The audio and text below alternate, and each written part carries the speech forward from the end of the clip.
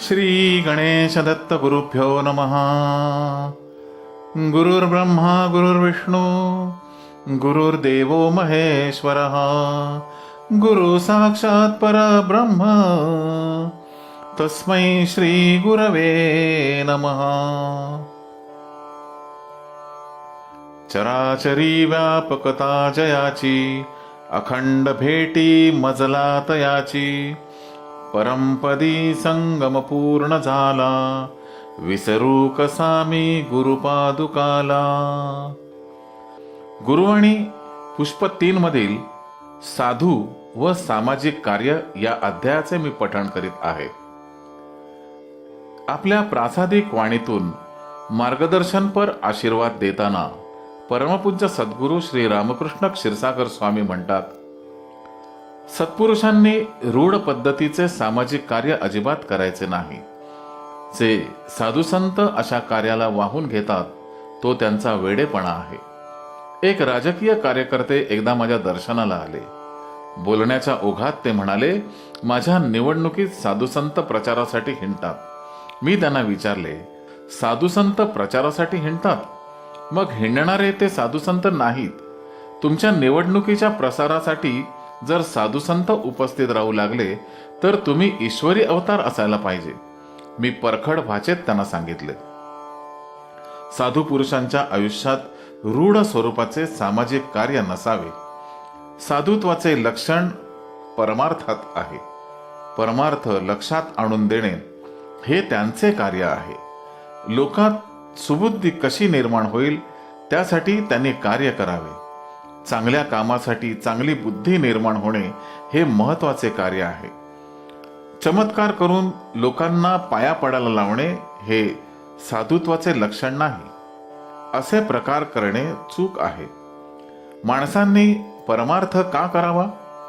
मनाला शांती मिळावी, मन उल्हसित व्हावे म्हणून. येथे आल्यावर रस्त्यावरून घरी जाताना घरी गेल्यावर कसे वाटते हे पाहणे महत्वाचे आहे. व्यक्तींच्या मनात मांगल्य निर्माण झाले पाहिजे. चांगले विचार यायला पाहिजेत. चांगल्या विचाराने चित्ताला स्थिरता येत असते.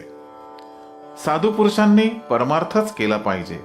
त्यांनी रूढ दिखाऊ स्वरूपाचे कार्य न करता केवळ परमार्थच केला पाहिजे. ही परमेश्वराने निर्माण केलेली परंपरा आहे. आम्ही तुम्हाला केवळ सामाजिक कार्य करायला सांगणार नाही. ज्यांना धर्माचे मूळ समजले नाही ते परमार्थ सोडून रूढ प्रकारचे सामाजिक कार्य करीत असतात. मला सुद्धा त्या प्रकारचे सामाजिक कार्य करता आले असते. अनेक लोकांना कामाला लावता आले असते. पण आपण त्यात पडायचे नाही. त्यामुळे नकळत व्यक्तीमध्ये अहमिका व अहंकार निर्माण होतो. पारमार्थिक जीवनात हे होता कामा नये. परमार्थात प्रवृत्तीकडून निवृत्तीकडे जायला हवे.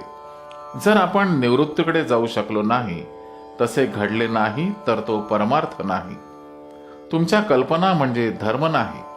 पुष्कळ लोक धर्माचे निरनिराळे अर्थ काढतात. परमार्थ हाच धर्म.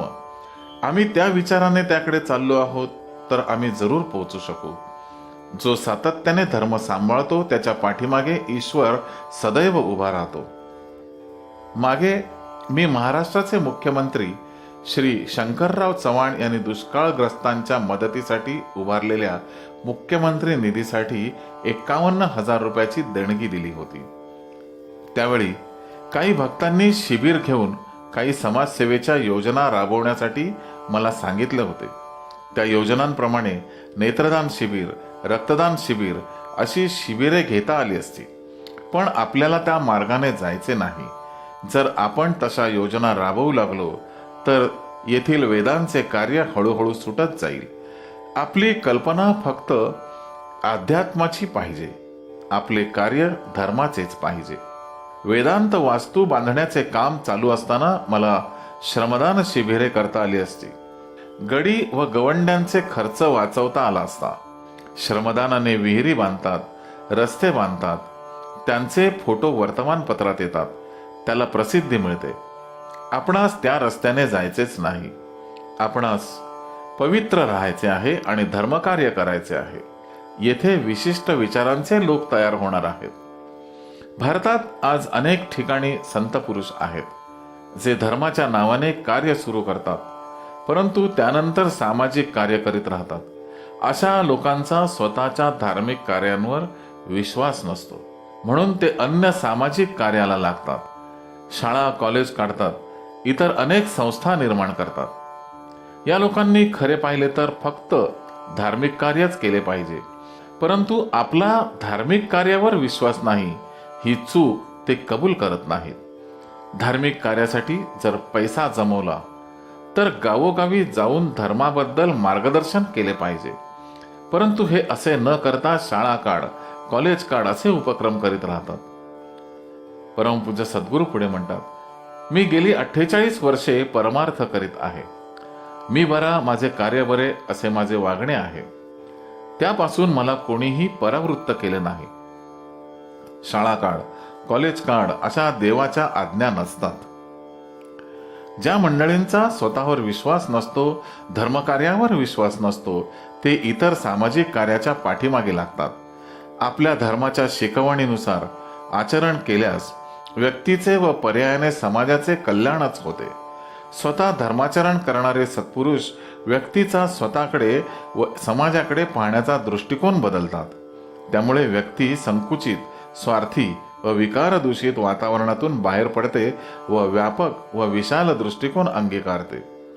भूतदया, दानधर्म, त्याग, परमत सहिष्णुता, विचार, उच्चार, आचार यातील सुसंगती, शुद्धता, देवावर व सत्पुरुषांवर श्रद्धा असे मूलतः धार्मिक स्वरूपांच्या गोष्टींमुळे व्यक्तीचा दृष्टिकोन विशाल होतो. त्यामुळे तिच्या हातून समाजाच्या कल्याणाचेच कार्य होते. ते दीर्घकाळ टिकणारे असते.